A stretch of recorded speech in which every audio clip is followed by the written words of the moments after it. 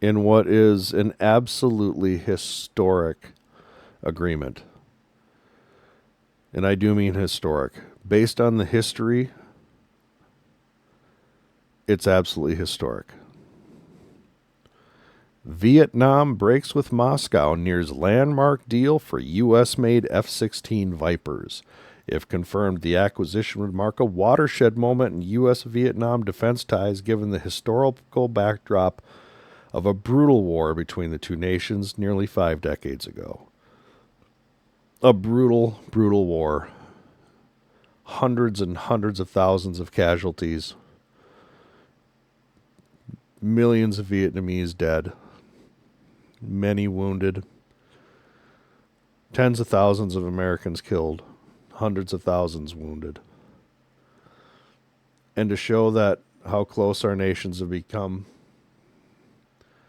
this is one of those things that really solidifies it.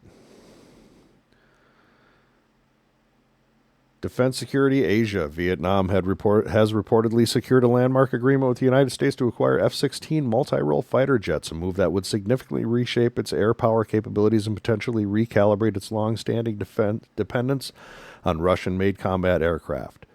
If confirmed, the acquisition would mark a watershed moment in U.S.-Vietnam defense ties. After lengthy negotiations, Vietnam is now set to become the newest customer of the F-16 jet, reported an international defense news outlet quoting sources familiar with U.S. defense sectors and government officials familiar with the discussions. And these wouldn't be the same type of F-16s that you're getting over in Ukraine either, by the way. No official number has been disclosed, but the acquisition is expected to involve no fewer than 24 aircraft, the report said. When combined with other U.S.-made defense platforms reportedly being eyed by Hanoi, the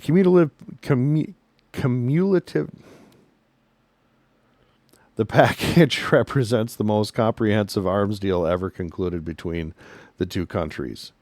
Cumulative. Yeah. Media reports that surfaced in 2023 had already hinted at high-level talks between Vietnam and the United States over what could be a transformative defense deal, both symbolically and strategically.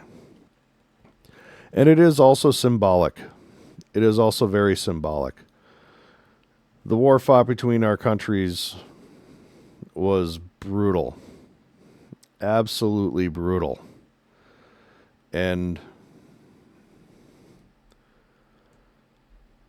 those days need to be remembered with honor, but put behind us.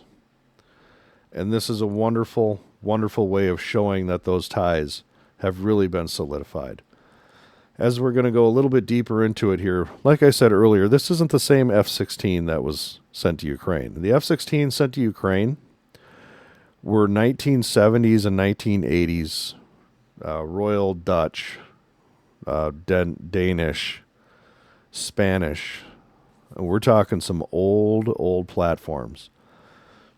What Vietnam would be getting, the variant being proposed is reportedly the F-16 Block 70 Viper, the most advanced production version to date. Equipped with cutting-edge avionics, active electronically scanned array radar, upgraded mission computers, improved cockpit ergonomics, and compatibility with advanced air-to-air and air-to-ground weaponry. While still categorized as a fourth-generation fighter, the F-16 Block 70 incorporates several fifth-generation technologies, making it one of the most capable non-stealth fighters currently in production. And this is Lockheed Martin. This is the version they would be getting. The Block 70-72, as they call it, the world's most advanced fourth-generation fighter. And this goes into its capabilities. And of course, everything will be linked in here, so you can see everything that is here. But the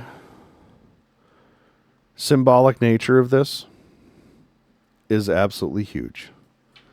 It's absolutely huge. This isn't the first U.S. weapon system to have been sold there. We sent some trainers manufactured by Textron Aviation. The TX-6 Texan II is used to train military pilots transitioning to advanced platforms like the F-16.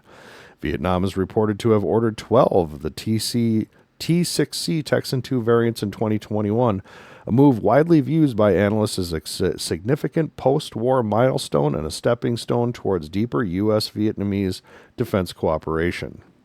According to the manufacturer, T-6 is a next-generation trainer aircraft designed to support every stage of pilot development, from basic flight to advanced combat training. So they purchased the trainers for these aircraft a couple years ago.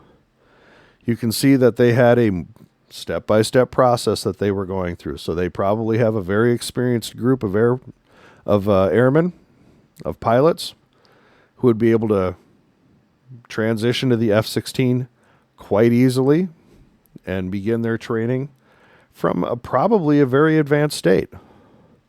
Clearly, they're not going to be able to hop into the cockpit and, they're not going to be Maverick. But the fact that you've already got the training facilities and the logistics of that in place and have been considering it since 2021, have the aircraft, are training your pilots, moving forward with that. And this is a big break from Moscow. This is a huge break from Moscow. A lot of people don't know that Vietnam in 1979 fought another war with China. Their relations with China have never been wonderful. The relations of China with China have never been absolutely wonderful. They fought a very bloody war between those two countries after our war with Vietnam. Have their relations improved? Of course they have. They have a mutual relationship. They share a border with one another. Have they become rosy? It doesn't appear so. If they did, they might be considering something like the J-10 or something like that. But they have chosen the F-16 Block 7072, claimed to be the world's most advanced 7th-generation fighter. I actually think that this is probably the world's most advanced 7th-generation fighter. The Korean KF-21, which, giving a little update here, just completed its first night refueling tests. The night refueling milestone comes just at 1 year after the 5th KF-21 prototype conducted the type's first daytime air-to-air refueling.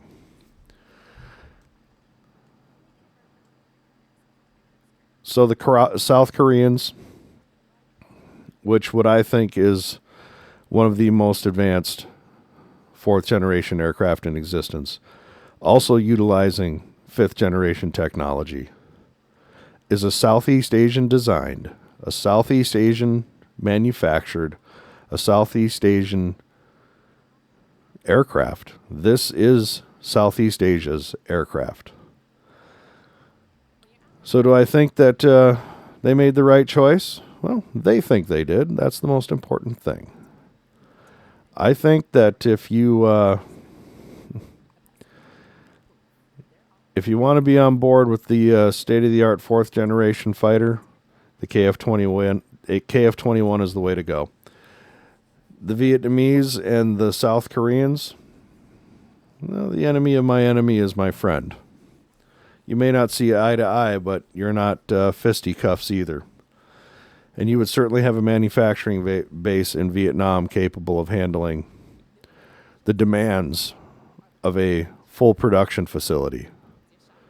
That the KF-21 is going to be in full production at the end of this year, and they expect to be achieving their production goals at the end of next year. So, Vietnam, they've made their choice. If you like the video, hit the like, subscribe, share with a friend, let them know that their choice is a historic choice. That choice is the American-made F-16 Block 70. What Lockheed claims is the most capable 4th-generation fighter in the world. But more importantly, it shows the ties between our two nations growing deeper and deeper. And that's a good thing. Thank you.